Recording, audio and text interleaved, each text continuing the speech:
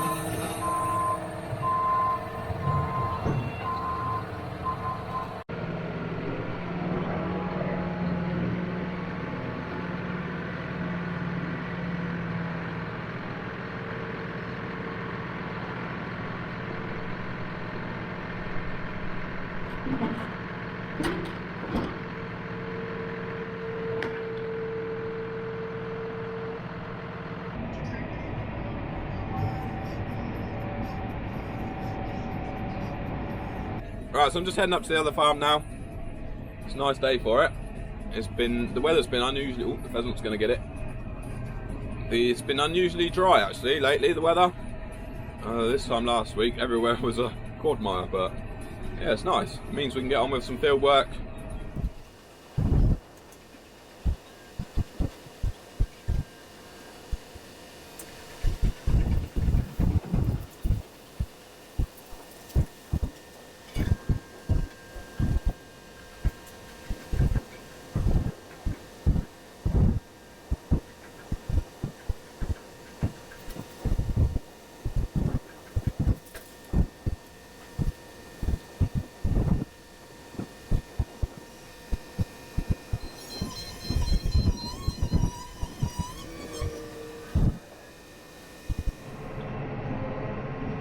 Okay, so I'm not spreading on every field. I'm only spreading on, well, it's sunny, got the sun right in my eyes and I haven't got any sunglasses. Well, I've got a broken pair of sunglasses. I've got one that's got one, still goes on that, it just looks a bit silly. But if I'm desperate, I'll use them.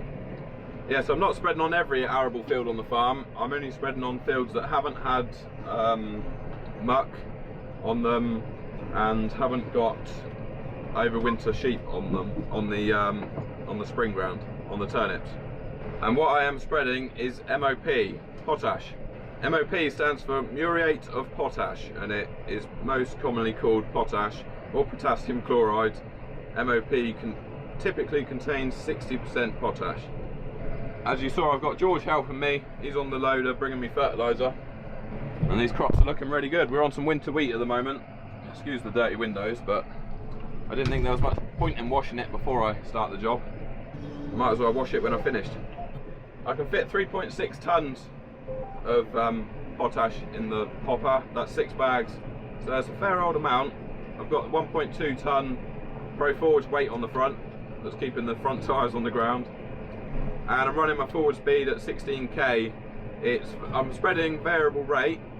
The fields have all been tested, the soils have been tested, and then maps have been made up to say how much potash needs to be put on different parts of the fields.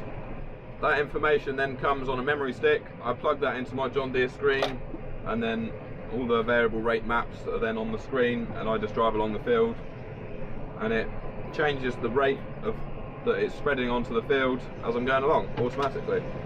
If you look right here, look, we're currently putting on 333 kilos per hectare, and we've got 1600 kilos in the hopper. It's got weigh scales on the hopper, so it knows exactly what is in the hopper, and it calibrates itself. I'm out on the barley now. I don't know if you can see, but somebody's been out here driving around, air coursing, racing around on the fields. Luckily it was obviously dry when they'd been out here, so I haven't made too much of a mess. Everybody to read, digest and hopefully learn from it. And what Mark's saying is hopefully people will read that report and say, how did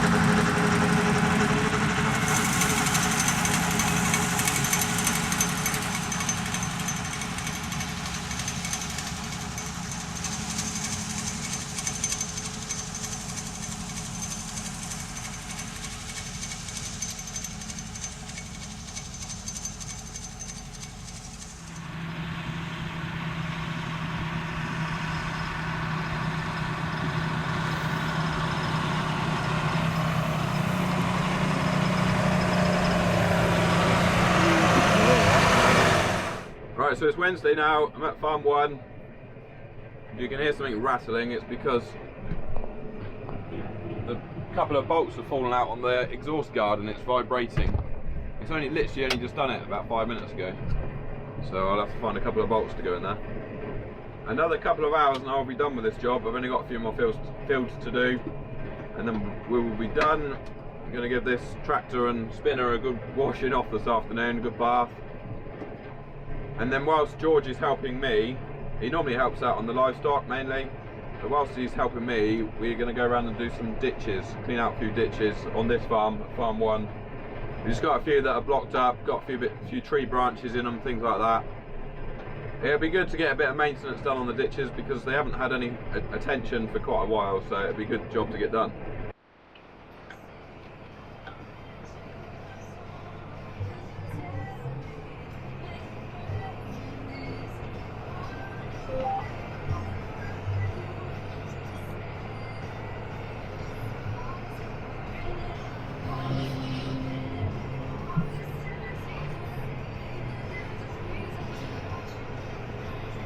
I need to change the radio station. Hart are already playing Christmas songs. Can't be doing with that in November. I've also sorted out my rattly exhaust pipe or exhaust guard. When I went back for more fertilizer, there's like 3 rows of bolts and 1 row fell out, so I took like the middle row out and put them in the end row, if that makes sense. To stop it rattling, I need to get 2 new bolts. Last week I started learning a new, I guess you could call it a new skill. I went to see a gunsmith and he showed me the basics on how to reload bullets for centerfire rifles. I've got the kit, well I've bought a kit. If anybody knows about reloading bullets, it's an RCBS reloading kit. The reason why I've chosen to start doing it is because this summer, well the summer just gone, there's been a real shortage of bullets in gun shops. I've loaded a few so far. I've got a lot to learn. I'm just sort of starting off very basic. I'm starting off loading 222 bullets with Hornady 52 grain ballistic tip bullets. when I went to see the gunsmith, he basically just told me some boundaries of what not to cross, not to put too much powder in. Basically, I can put in a maximum of 23.5 grains of powder into a 222 case, but we need to be up in the early 20s, sort of 21, 22 grains, to get a good, powerful, accurate shot. So there's not a lot of room for error. He said if I do go over 23.5, it's quite likely that I'll blow up the gun.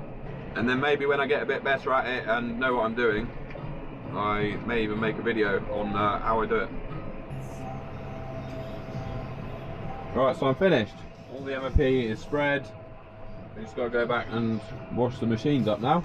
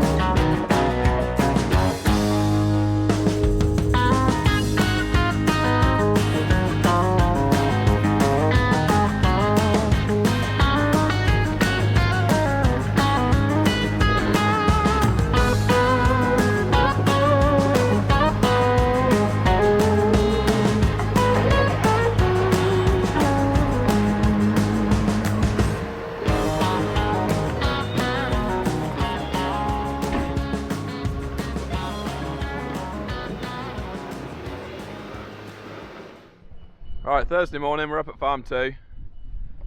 I've got to try and keep the camera low down because the sun is so bright. George is currently loading a load of oats with the JCB onto a lorry. I've just loaded a load of barley out the spout into another lorry.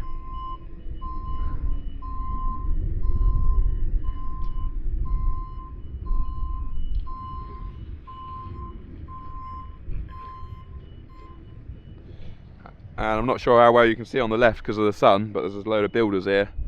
They're renovating the old barn. They're currently taking all the asbestos sheeting off the roof right now. They're going to slate it.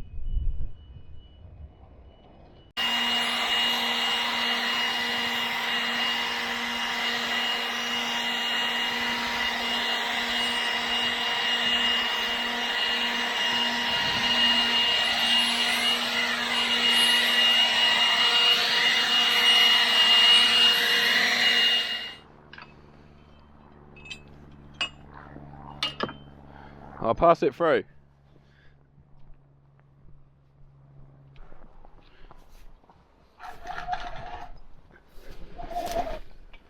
Where are you? Ready? Can you see that? How long we got? Go on, keep going and I'll tell you when to stop.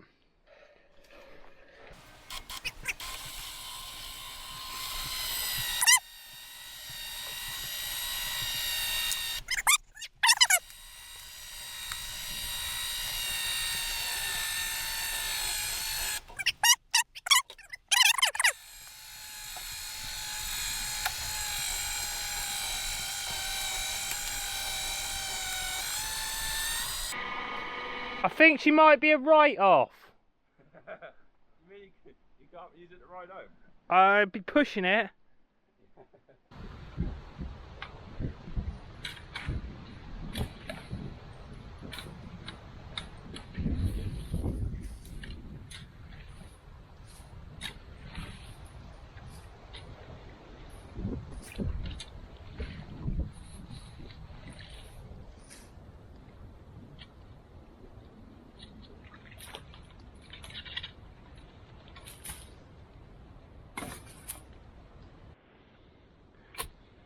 We've got it all flowing nicely, well, reasonably well now. You can see we pulled out this lump here, lump there. It's all flowing through quite nicely. Ideally it wants a digger through here, but there's no room to get a digger in here, so it's sort of a fork job.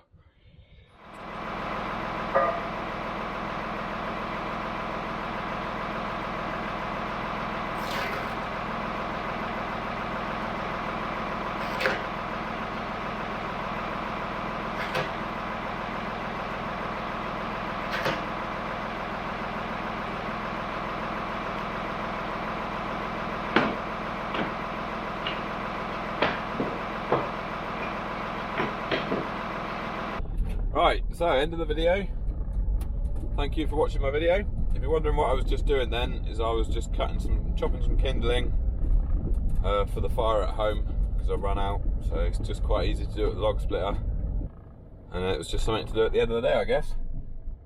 I'm going home now, and I will edit this video tonight and get it up over the weekend. Next week we got to clean out some more of these ditches and streams, so let me know if you want to see any more of that. I didn't video too much because I didn't know how interesting it would actually be. And also next week, I think we've got to do a bit of muck cart. We're going to get a couple of trailers going. There's a couple of cow sheds that need mucking out. So yeah, right, thanks again, and yeah, I'll see you next week. Bye for now.